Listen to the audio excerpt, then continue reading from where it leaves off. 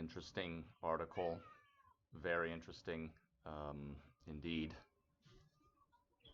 So, submitted by Omid Malekan. I want to talk about North Korea, but first we need to revisit El Salvador.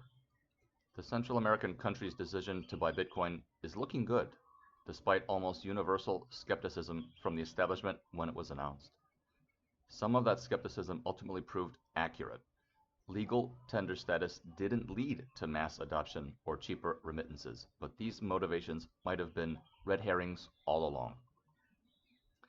President Bukele may have just wanted an excuse to acquire bitcoins for the government as part of their reserves. He was a bit overzealous and definitely too early in their purchases, but the decision paid off anyway. Not only has Bitcoin appreciated in value, but El Salvador now has a part of its national savings and money that can't be debased or confiscated. This kind of diversification, not just of value, but also access, is something that every country wants. Bitcoin is the first algorithmically minted, apolitical, and censorship-resistant currency in history. Its appeal grows as geopolitical tensions rise and economic crises become more frequent. I wouldn't be surprised if other countries are now also acquiring Bitcoin, though perhaps quietly. A smart buyer never tips their hand.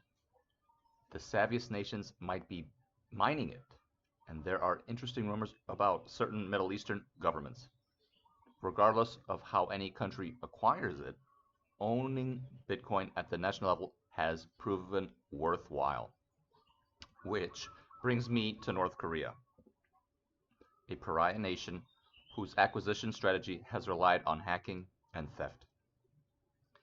I don't buy all the exploits that are attributed to them, but the numbers are still substantial. Especially for an otherwise poor country, North Korea's holdings have never been officially acknowledged. But we still need to ask an important question. What happens when a rogue nation embraces crypto officially?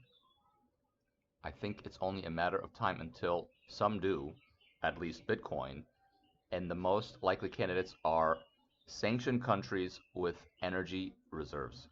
Mining is the perfect solution for anyone with too much oil and not enough hard currency. America is not going to like this. Bitcoin can be used as a workaround to dollar sanctions, and America increasingly weaponizes dollar access as a foreign policy tool. So, she'll try to expand those sanctions to crypto, but this won't be easy because Bitcoin is synonymous.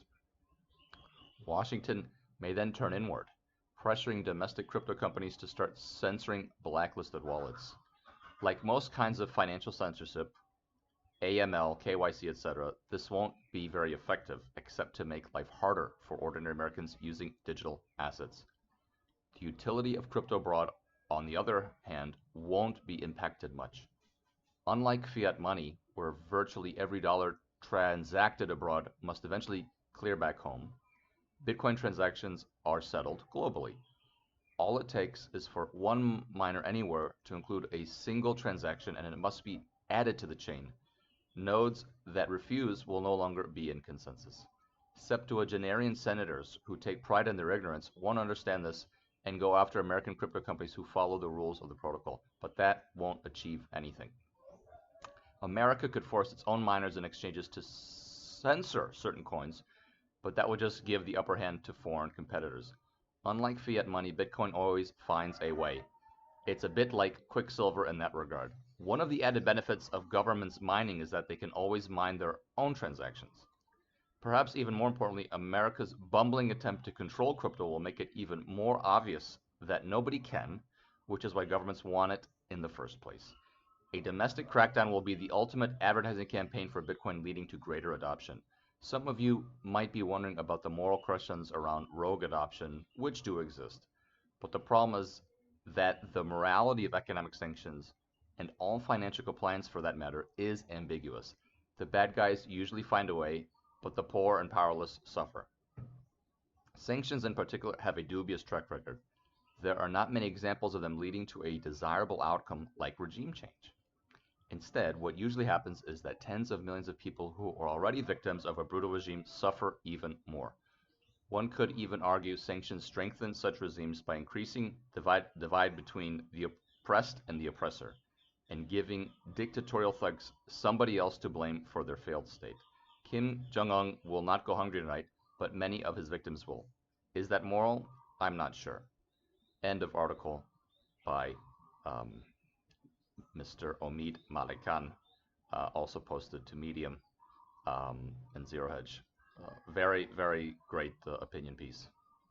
Well done.